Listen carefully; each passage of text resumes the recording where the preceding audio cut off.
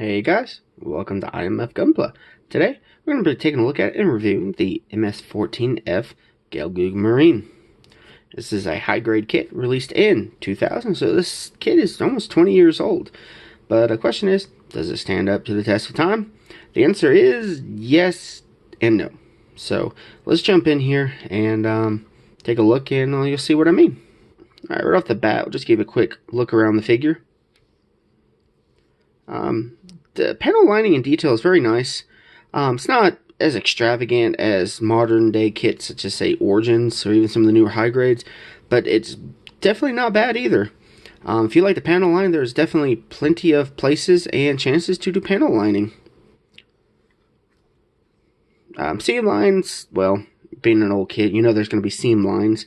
I guess we'll start with there. There are a seam line on each forearm, top and the bottom. I have glued mine because I will be sanding them out once I'm finished with it.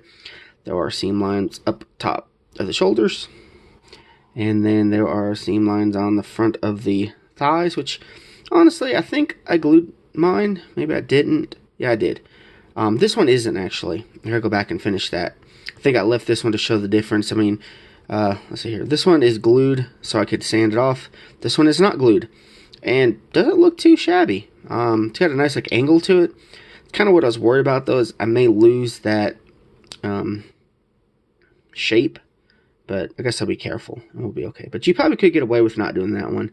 The ones on the front of the legs, you're not going to get away with. The knee pad, I guess, goes there, covers up some of it, but the very top of the knee and the whole front of the shin, that's going to have to be removed. Or you could turn it to panel line, but I don't think that's going to look so good.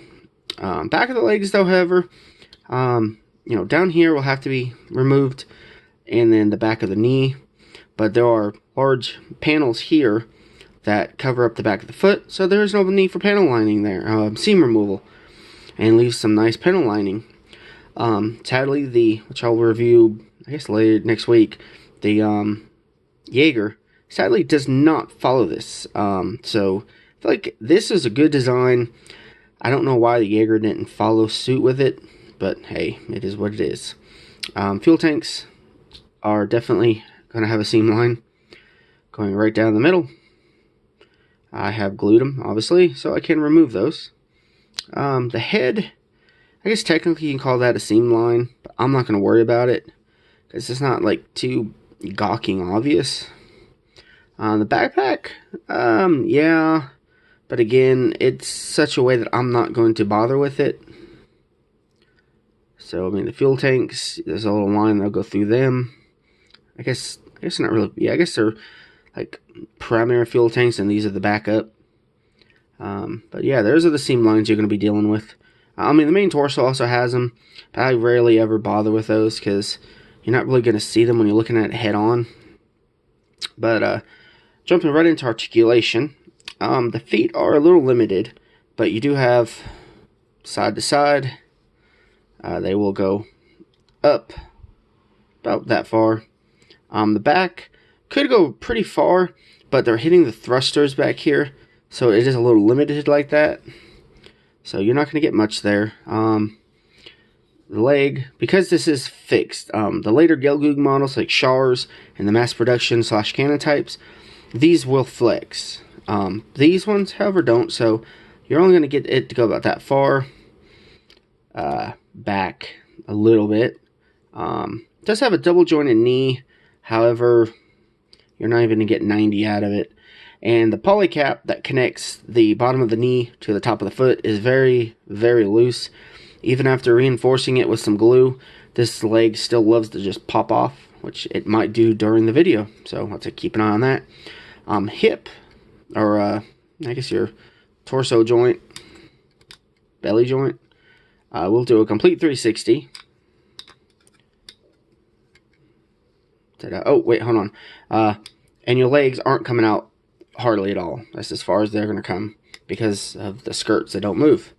But if you pull him out just a little bit, you will get a little bit of an ab crunch. Not much, but it's there. But when you do that, you leave kind of an ugly gap in there. His shoulders are one of the big downsides to this kit, at least for me. They pop off very easily and don't want to stay down all the way. But it's a, let's pop this off though. It's a fixed stud in here, or peg, I guess you'd call it. So the shoulders stay exactly where they are. They're not going to move out of the way. So that's as high as it's going to go, which isn't great, but it could be worse. I think on the, at least on the Shark, I'm not sure if the mass production type has it, but there's actually a hinge here where the shoulder will pick up. I wish this had it, but it don't. But of course it'll do a 360. And then it's got a bicep swivel. And it's got a 90-degree bend at the elbow. Single, well, almost a 90-degree. Single joint here, so you're not going to get a double joint arm. The wrist is, of course, a ball joint. Does ball jointy things. And yeah, the head, pretty much you can wiggle it up and down just a little bit. Little tiny bit of chicken movement, not much. And it can look to the sides. It can do a 360, but you're going to have to force it. But yeah, so I mean, it is what it is. The mono eye is a sticker, so where you place the sticker is where your mono eye is going to be, unless you want to get in there and take the chance of moving it, which I did. So there's a little bit of a ripple in there. So yeah, there's articulation. Not great, but you know, it's not really a brick either, so can't really complain. I mean, you can, but I'm not. Yeah, but going into the detail of it, once you do some panel line, this is going to look really good, especially if you do like a light gray through all this. And then once this is removed, you got different layers in here that you can panel line. The torso, let me move this light just a little bit so we can actually see the detail here. Alright, so there's actually a lot of detail in here that you can panel line. This piece here and the cockpit piece are separate, so you can remove them, I guess, if you want to, and paint around it, or change their color. Vents up in here are nice and detailed. This whole chest piece here actually is a separate piece. Let's see, can I get it to come off? No, not easily enough. And then popping the head off, there is a little bit of detail in there. Some hoses that you could detail up. And then one thing that's kind of odd is, I think just the way it's designed, the two runners that have the shoulders on them, and I think the arms, they're literally copies of each other. So while this has the three little details here, on this shoulder, the three details end up in the back.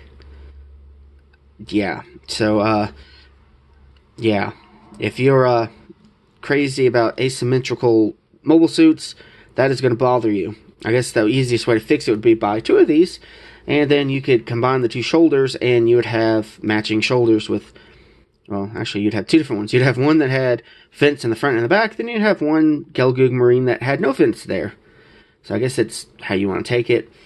The piece here is actually nice. It actually has vents in there. The Jaeger type just is flat. There's no detail in there. It's kind of lost because of the glue. I didn't mean to get in there, but there was like a little vent there, which is also on the bottom of his arm. And then you've got the wrist gun. Just one piece with a little gun barrel in there. Looks decent enough. And then the backpack, not too bad. Some thruster detail in there, which you can paint up. The smaller one, these two here, bigger one, smaller one, and the antenna here, these are all separate pieces. This is a separate, well, obviously a separate piece. These two small thrusters here are a separate piece, and these two green ones on the side here, these are separate pieces. So you can take those off and paint them up, and they'll look pretty good. Under here, he does have his main thruster, which compared to the Jaeger, that is one upgrade they did do good on. This one is kind of lacking, but you could easily paint it up. Probably say the space in between, paint it black, and then, you know, paint these silverish, and then whatever color you want to paint your thrusters. I like doing mine in a gunmetal with a red inside. And then the back of the legs, there are thrusters way, way up there. You can barely see them unless you do this. And then voila! Yeah, I guess you could say it's a feature. He can blow off his back of his legs, and then thrusters come out and goes really fast. Doesn't really, but you can pretend. But it does give you easy access to that to paint it, even after you've built him. Just put that panel back on there. And there's a thruster in there. You can paint that and detail that up. But yeah, accessory wise, his main feature is his 90mm machine gun, which I believe this is back when they did the they try to combine like multiple mobile suits to have kind of basically the same parts, so they're interchangeable, like same cockpits and weapon systems. And this gun here is one of them. I mean, the Zaku FZ uses the same one. The F2 might, I can't remember, but then I think like the Dom Troppen uses it. The Rick Dom 2 possibly uses it, but there's quite a few Xeon mobile suits toward the end of the 1 year war that use this machine gun. I really like it. It's not as detailed as the one that comes with the FZ, like the magazine's not removable, and it's missing some of the detail of the barrels, but hey, for an almost 20-year-old kid, I like that gun a lot. And hand-wise, the only options you have is you've got a closed fist here. You can swap out the gun hand for closed fist on this side if you want. He's got a buster shield, which is close but not the same that the Zaku 1 kit uses. You just slide the handle, well, you slide the handle there, and then it pegs into a poly cap in his armor there, and then voila, if you can get it to stay in there. Simple enough. And then, of course, he's got 2 solid yellow beam sabers. You'd have to paint the hilts on these if you wanted to. Kind of gives an idea how old this kit is. Then it comes with a open palm for the left hand, which is good for holding the machine gun or just kind of having an open palm hand. And I think I said it already, but there's another closed fist for this hand, so you can hold the beam sabers. So, yeah, I mean, if you can find one pretty cheap, I mean, even now on eBay and Amazon, they're selling for about $15, $16. And for a Gelgoog, it's not bad. I like it. Once it's painted up, I'm definitely going to be doing some battle damage on him because he is a mass production type. He's going to look very good on the shelf. And if in case you're wondering, there are thrusters in the feet. And in these pieces here, they sit back middle of the foot. For some reason, there is a left and a right. I don't know why, but there is. So there's that. So, yeah, there is the Gelgoog Marine review. I hope you've enjoyed it. If you have, would you leave a like below? Subscribe for more Gunpla things. I will try to upload a video at least once a week. Right now, my current schedule is a unboxing and a review kit every week, Monday and Friday. And, yeah, subscribe for more. If you have any comments or questions about the kit, leave them in the comments below, and I will reply to them.